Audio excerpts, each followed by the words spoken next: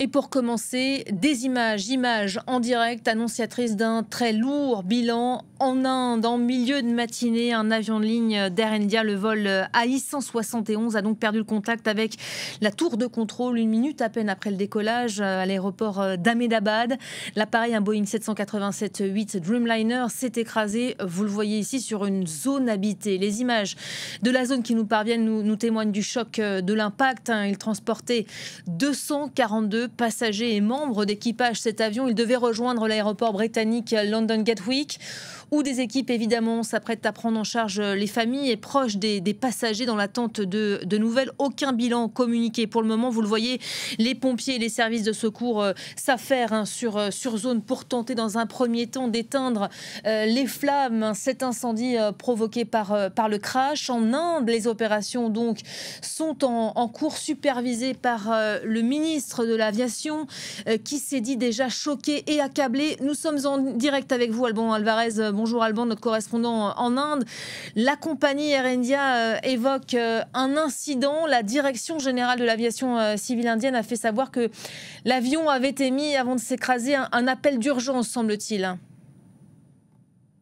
Oui, absolument. Et selon les autres éléments qui nous parviennent, cet avion s'est écrasé à quelques minutes, même peut-être moins de 2 ou 3 minutes après son décollage, et selon des vidéos qui sont diffusées sur les chaînes d'information indiennes. Cet avion, on le voit, est en train de prendre de l'altitude et soudainement, il commence à en perdre jusqu'au crash, jusqu'à son crash bien dans une zone résidentielle.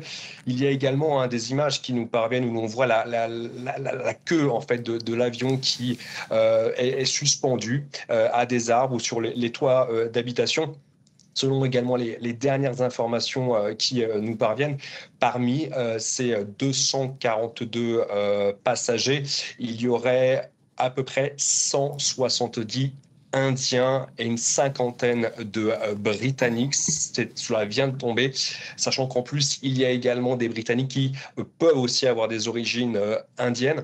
Euh, il faut savoir que pour la compagnie Air India, elle parle d'une tragédie, cette compagnie qui a été à nouveau privatisée il y a quelques années de cela, qui appartient désormais au groupe Tata. Et bien, cette compagnie essaie de relancer cette compagnie qui était criblée de dettes, en achetant énormément d'appareils, en faisant d'ailleurs l'une des plus grandes commandes d'avions, notamment auprès d'Airbus, il y a 2 ans de cela. L'avion qui est impliqué dans cet accident est un avion de la compagnie Boeing, c'est un Dreamliner.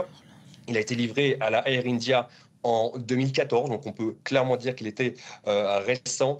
C'est clairement un jour une tragédie nationale qui est actuellement en train de se jouer dans l'ouest du pays. Et alors, on se parle, on continue de découvrir ces images. Je le disais, les pompiers en nombre, déployés sur site. On n'a pas encore l'idée de l'ampleur de cette tragédie, mais on imagine déjà, on anticipe déjà un très lourd bilan au vu de ces zones habitées complètement calcinées. Absolument, parce qu'il va y avoir donc le bilan en termes de nombre de passagers, mais également le bilan au sol. En Inde, très souvent d'ailleurs, hein, il faut rappeler qu'il y a énormément d'habitations autour des aéroports.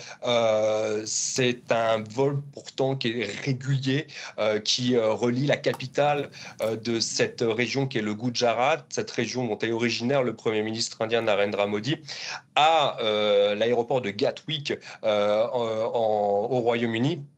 C'est vraiment donc un vol régulier qui n'a jamais eu de problème, puisqu'il y a des forts liens économiques, mais également familiaux entre l'État du Gujarat et également le Royaume-Uni, une grande diaspora indienne qui eh bien, voyage pour des raisons de business, d'entreprise, ou tout simplement pour des liens familiaux, pour voir leur famille en Angleterre.